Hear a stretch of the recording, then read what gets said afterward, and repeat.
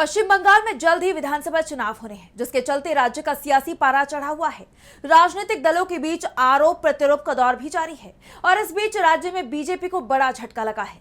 कभी मुख्यमंत्री ममता बनर्जी के खिलाफ बीजेपी से हुंकार भरने वाले कद्दावर बीजेपी नेता ने अपनी ही पार्टी से किनारा कर लिया है, जिससे बीजेपी के लिए बड़ी मुसीबत खड़ी हो गई है।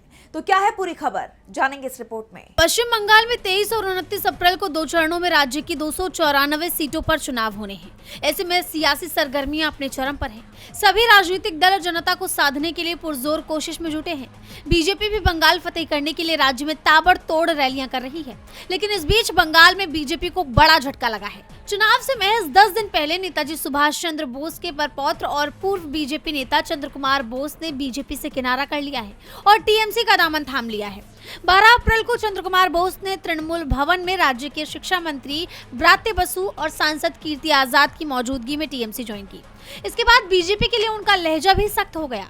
बीजेपी पर आरोप लगाते हुए बोस ने कहा, बंगाल के इतिहास और संस्कृति के साथ बीजेपी की सोच नहीं मिलती।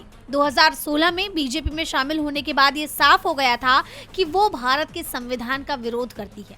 सर्वधर्म समन्वय भारत की विरासत है, लेकिन बीजेपी में धर्म, सांप्रदायिकता, नफरत और विभाजन की राजनीति की जाती है। केवल बंगाल नहीं बल्कि पूरे देश में जिस तरह की विभाजनकारी राजनीति चल रही है, उसके खिलाफ लड़ाई लड़ने का समय आ गया है। भारत एक संकट के दौर से गुजर रहा है। ऐसे में सभी को एकजुट होकर इसे रोकना होगा।